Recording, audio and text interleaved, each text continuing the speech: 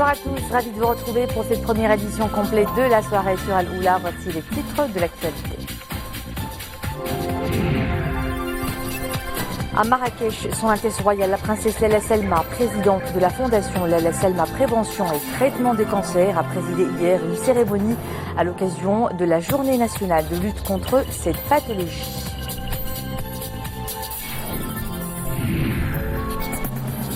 Les enjeux de la recherche scientifique au centre de la 4e édition du Congrès international de l'art gagné pour un développement durable et intégré, une dynamique ambitieuse au service d'une filière à fort potentiel.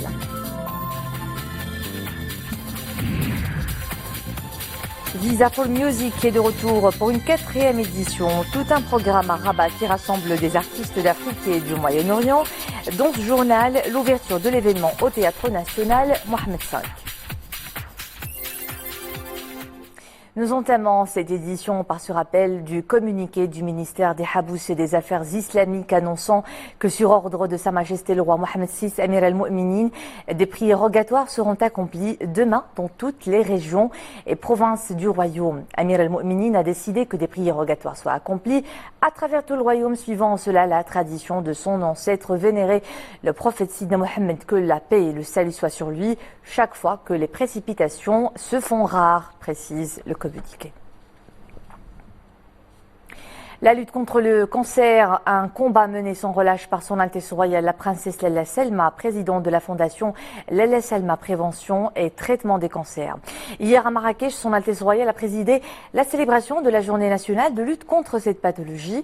Une cérémonie marquée particulièrement par la présentation par son Altesse Royale de la synthèse et des recommandations du symposium cancer du sein au Maroc, une approche globale. Amina Alem, Nesrel Hamdawi. 10 ans d'engagement et de travail acharné de la Fondation Lalla Selma Prévention et Traitement des cancers pour garantir les meilleures conditions de soins et de prise en charge aux personnes atteintes de cancer. Cela se fête et en grande pompe.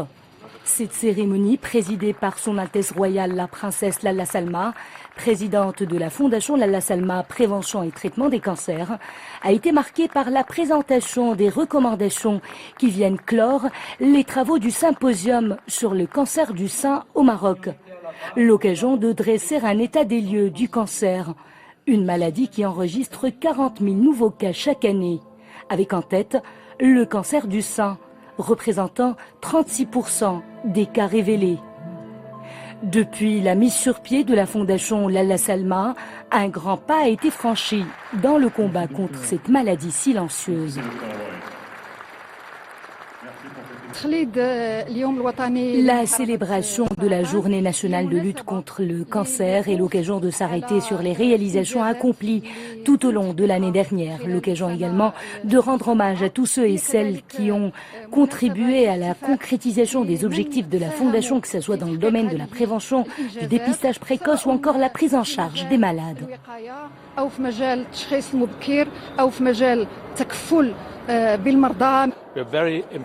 Nous sommes très impressionnés par tout ce qu'a pu réaliser la Fondation Lalla Selma en un temps record et nous sommes ouverts à n'importe quelle opportunité qui nous permettrait de travailler avec la Fondation. Nous avons des visions communes. Nous allons aujourd'hui explorer toutes les pistes possibles pour pouvoir collaborer et pour pouvoir dynamiser encore plus, pour pouvoir étendre ce que fait aujourd'hui la Fondation Lalla Selma au Maroc et en Afrique, car nous faisons énormément en Afrique et nous croyons réellement que le Maroc peut être une passerelle pour l'Afrique et une passerelle pour aider les Africains à progresser. Les participants au symposium n'ont pas manqué d'appeler notamment à étendre la couverture médicale à l'ensemble des Marocains, à revoir la gouvernance au niveau des différents centres d'oncologie et à promouvoir la recherche scientifique. Je pense que la première chose, c'est de fournir les données scientifiques. Au moins, ça prépare une bonne base pour les décisions au sein du gouvernement. Et après, on peut aider aussi à évaluer les différentes approches et le fait qu'ils sont bien adaptés ou non à la situation actuelle dans un tel pays comme le Maroc. Lors de cette cérémonie, Son Altesse Royale la Princesse Lalla Salma a remis le prix international pour la lutte contre le cancer au professeur Claude Chardot, pionnier de la lutte contre le cancer en France. Cette distinction me fait un très grand honneur. Et pour moi qui ai bientôt 91 ans, c'est le souvenir d'une multitude de péripéties que j'ai connues au Maroc, dans mon enfance, dès mon enfance, la création après ça de la faculté de médecine de Rabat, par la faculté de Nancy, la création de l'Institut national d'oncologie à Rabat, et de voir les développements énormes qui se sont faits depuis par l'action de la Fondation et puis les universités et le ministère de la Santé. Des avantages considérables qui ont été donnés à la population. Son Altesse Royale la Princesse Lalla Salma a également décerné le prix national au professeur Hassan Rihani, un des premiers oncologues marocains, fondateur du premier diplôme national de spécialité en oncologie. Le chef de service participe à la création. C'est un prix qui récompense les efforts qui ont été fournis par un groupe. Moi, je les ai accompagnés, un groupe de jeunes oncologues qui ont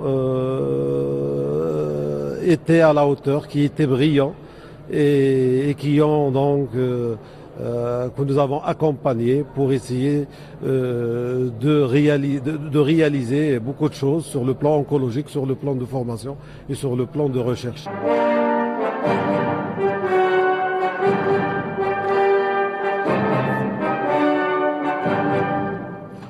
Et voici l'un des temps forts de cette cérémonie célébrant la Journée nationale de lutte contre le cancer. L'interprétation par l'orchestre symphonique allemand de l'hymne de la Marche verte.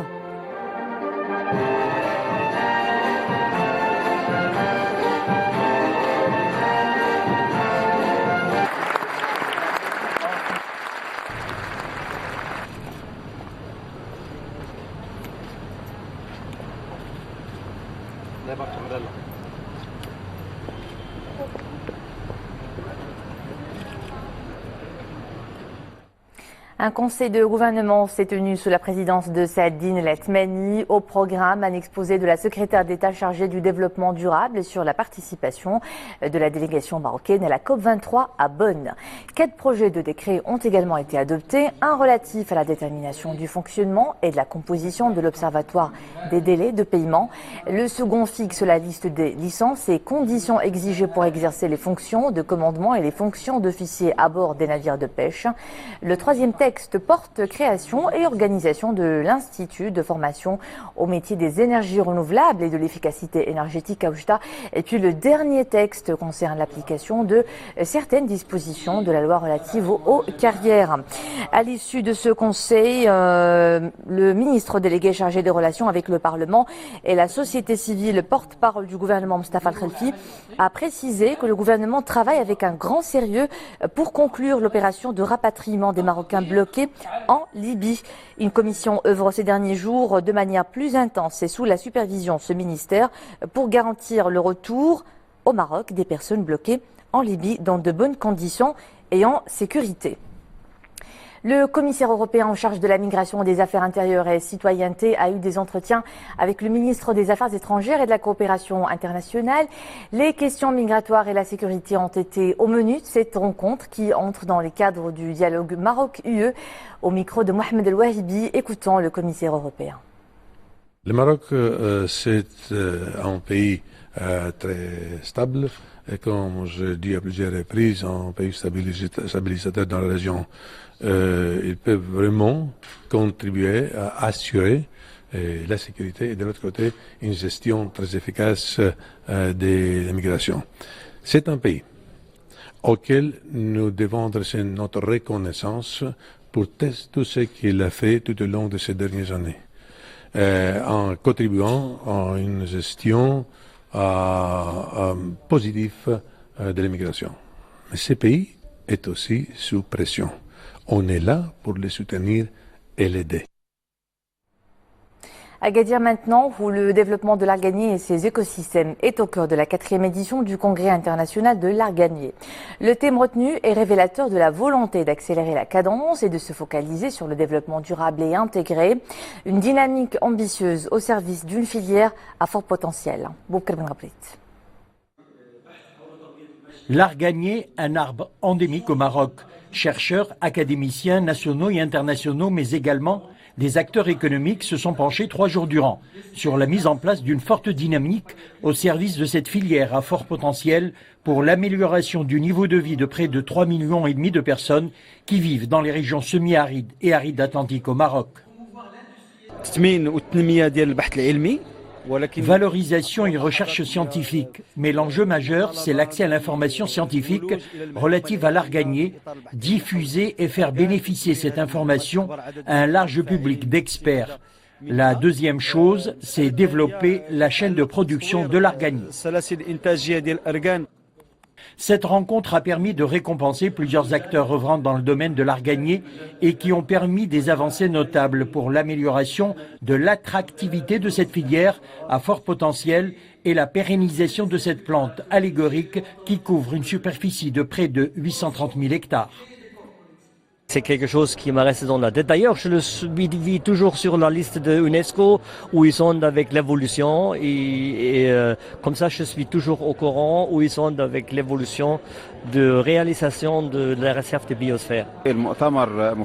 Cette conférence est très enrichissante pour nous parce qu'elle nous a permis de connaître l'expérience du Maroc en matière d'arganier.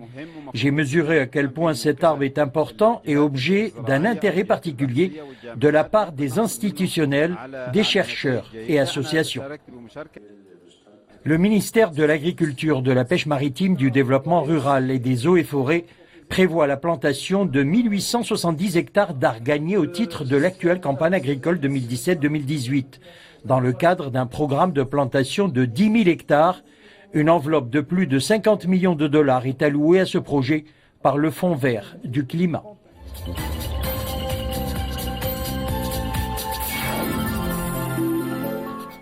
À la une de l'actualité internationale, le Hamas et le Fatah, ainsi que les autres principaux groupes palestiniens réunis pendant 2 jours au Caire, accordent leur violent. Tous appellent à l'organisation d'élections générales en Cisjordanie et dans la bande de Gaza d'ici la fin 2018. Les factions confient au président de l'autorité palestinienne Mahmoud Abbas le soin de fixer le calendrier électoral définitif, ses responsabilités envers le peuple aussi. Cependant, la question cruciale du contrôle de la sécurité dans la bande de Gaza et du sort de l'arsenal du Hamas ne figure pas dans le communiqué final. Les forces irakiennes lancent dans le désert occidental l'ultime bataille pour éradiquer le groupe terroriste État islamique. Après avoir perdu ces derniers mois toutes les villes et centres urbains sous leur contrôle, les terroristes de Daesh se retrouvent acculés dans une vaste région désertique dans l'ouest de l'Irak, proche de la frontière syrienne.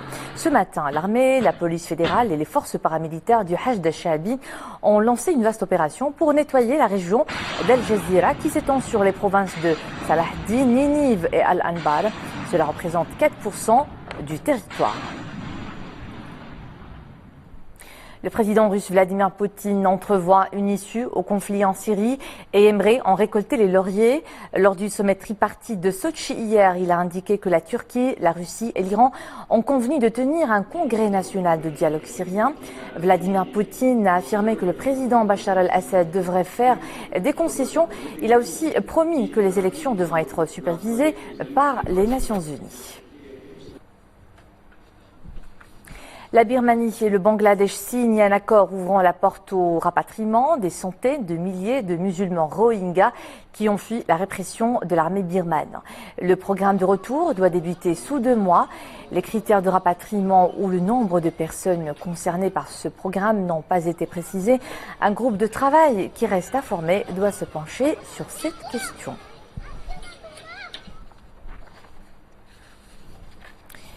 Et à présent, le drame de l'immigration en Méditerranée. Plus de 1000 migrants partis des côtes de la Libye ont été sauvés hier à Rome.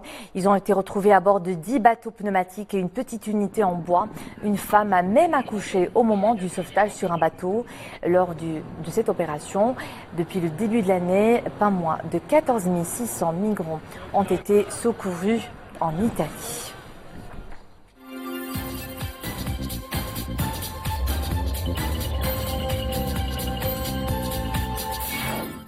16 jours d'activisme contre la violence faite aux femmes, c'est le slogan de toute une campagne initiée par l'ONU Femmes Maghreb.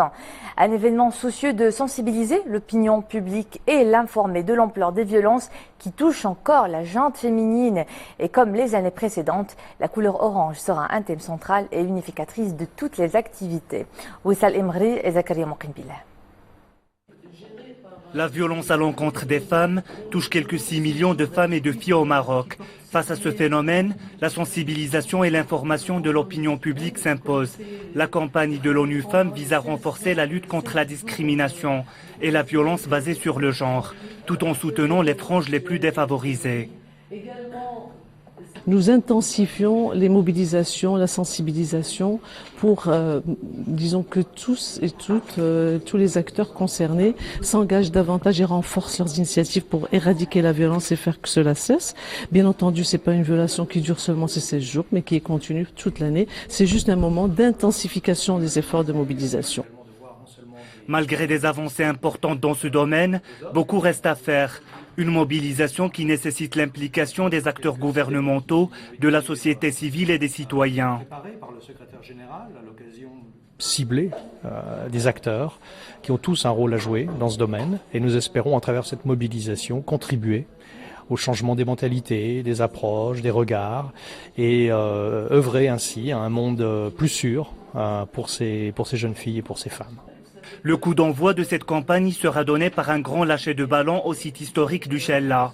16 jours durant, différentes activités sont prévues au profit des particuliers et des associations.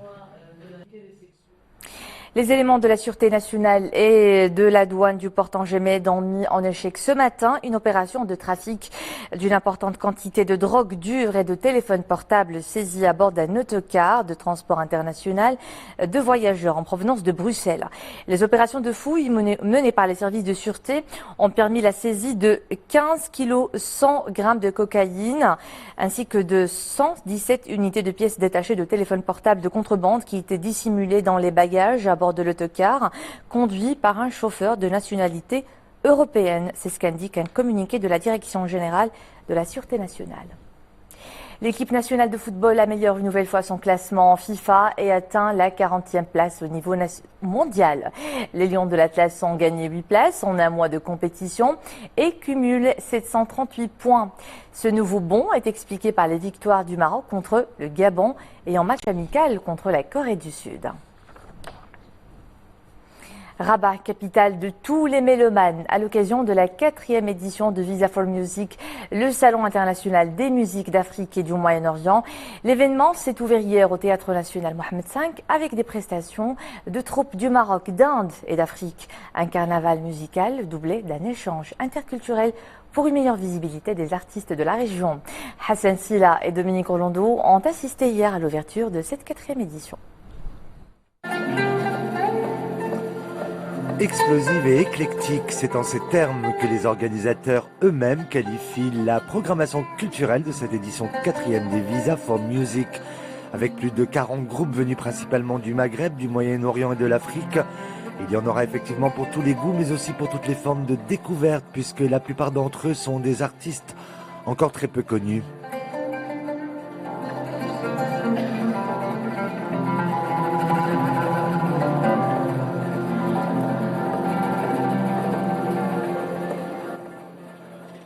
For me, as a Visa for Music, it's more of the. Selon moi, Visa for Music est un véritable centre dédié aux artistes. C'est là où nous nous réunissons, où nous avons la possibilité d'échanger avec tous ces talents que nous représentons dans un monde qui a plus que jamais besoin des artistes. Mais Visa for Music est loin de n'être simplement qu'un festival parmi tant d'autres. C'est avant tout une plateforme effective au service de l'industrie musicale. C'est fait pour permettre aux artistes du continent marocain et ailleurs de trouver des débouchés à l'international et entre eux, de dialoguer, d'apprendre, d'être formés. C'est vraiment un événement structurant pour la filière musicale. Pourquoi les jeunes sont-ils fans de cette manifestation ? Je crois d'abord parce que la diversité des spectacles que offre Visa for Music, en dehors des formations, des speed meetings, est absolument inégalée ici. Il y a une quarantaine de concerts qui seront produits au théâtre Mohamed V, ailleurs, au cinéma Renaissance, d'artistes majeurs dans leur pays, des artistes émergents qui vont probablement pour certains devenir des stars demain. Et ça intéresse les jeunes, heureusement. Au-delà de leur seule musique, ce que porte avec eux l'ensemble des artistes et de l'ordre du tout culturel, c'est en particulier visible à travers leur éclatante tenue traditionnelle. Costume is called Afrotistic, meaning Miss African. Le costume que je porte a pour nom Afrotistic. Il est le symbole de la vivacité des arts du continent africain, représenté ici par le symbole de la fertilité.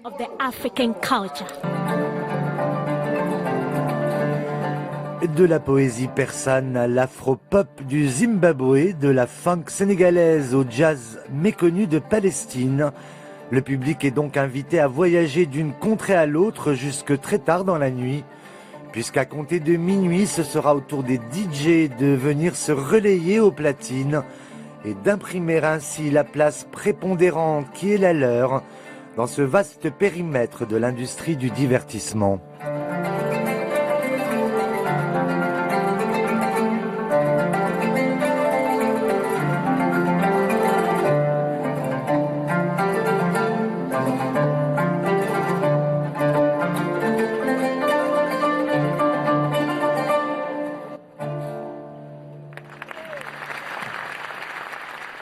Et c'est ici que nous nous quittons. Merci à vous de nous suivre. À 20h30, l'info est de retour avec Nadia El Mouden. Au plaisir de vous retrouver demain.